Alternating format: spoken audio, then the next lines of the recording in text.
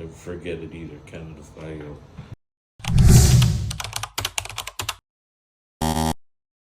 What's up? Welcome back to Player to Be Named Later. I'm G-Man. Thank you everyone for watching. Looking forward to getting into this episode. Let's start off with the Leafs. The trade deadline on Friday saw them trade for Scott Laughton from the Flyers and also add Brandon Carlo, big defenseman from Boston.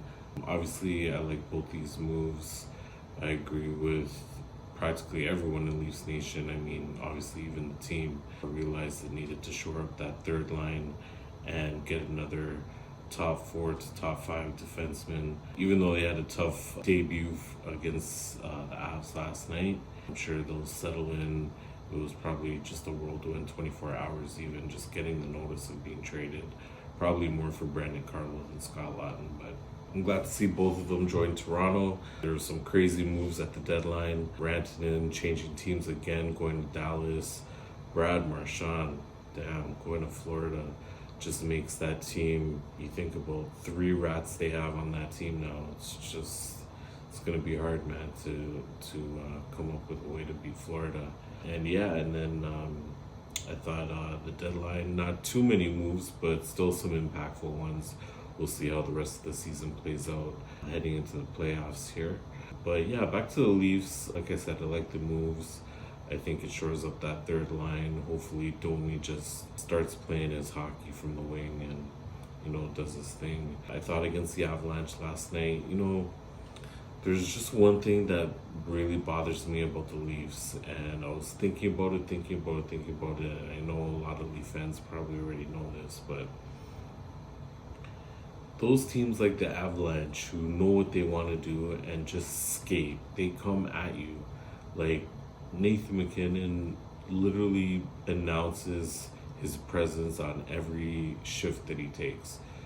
Obviously there's some shifts he takes off or whatever, but pretty much most of the game that he's on the ice, he's around. He's blasting up and down that ice. Same with Cale Makar.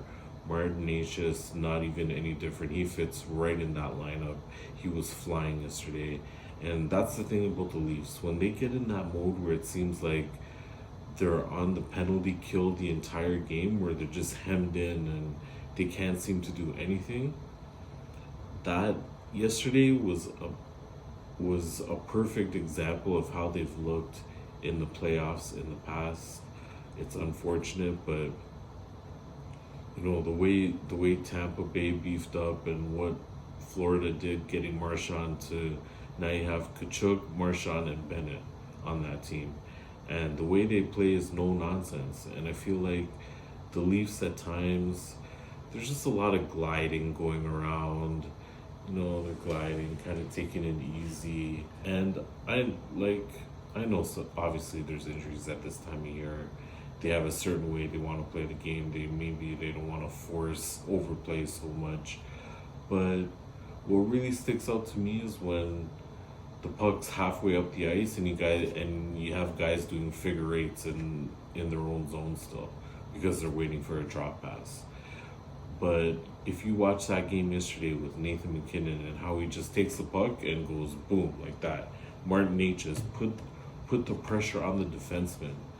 And I feel like, I hate to call out Austin Matthews because, the guy's just a genius. But it really starts with him. And if he's hurt, that's unfortunate. But I feel like sometimes he doesn't announce his presence enough. Like, not enough. You're literally the best player on the team, one of the best players in the world, Austin. And sometimes I wish that, he would announce his presence more on certain shifts. And he could do that so easily because he's a big, strong guy. He knows how to play defensively. And that just might be it too. This transition to becoming captain, it's not easy. And, it can't be, especially for an organization like the Leafs. So I'm really not, knocking Austin like that. But I just feel like he's one guy, if he announces his presence on every shift like Nathan MacKinnon does, like Matthew Tkachuk, Brady Tkachuk, Nikita Kucherov. These guys, every shift they're out there, they're out there. And I think just Austin needs to get back to that, and I know he can. I know he's gonna do it. It might just be a playoff thing right now. I thought Marner's actually done a great job of it. In the situation he's in, a lot to prove. I think to himself, to his naysayers, to the league, because he is a free agent at the end of the year. There's a lot of motivation for him, and I think he's playing a good north-south game right now. I think, it's even on Willie too. The same thing I said about Austin is on Willie. I think the two of them need to, let people know when they're out there. JT's been having a great year too. Scored another goal yesterday, 2 goals actually. So he's up to 26. I think there's a lot of that game in Matthew Nyes and Bobby McMahon. So it's there. It's it's really there. But I think where you see where the Leafs are still, in that kind of Keefy mode, and I hope Berube can get them out of that, snapped out of it, is when teams like Colorado just are constantly on their ass every shift and putting the pressure on, and the Leafs, they were still able to handle it because of their skill, because of the way they do play the game, and were able to come back and have a lead. But yeah, against those teams never give up, and I think there's a little bit more for the Leafs to give there.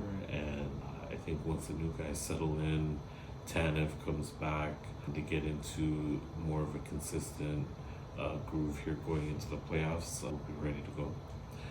So thanks again for watching this week, and I hope you guys continue to watch. Catch me on TikTok, on YouTube. Spread the word, please. Keep the peace and love with your neighbors, whether it's here or whether it's south of the border. These are uncertain times, you can say, and I just hope everyone keeps the peace and love and good vibes going. Sports is a good outlet, and I hope everyone stays well.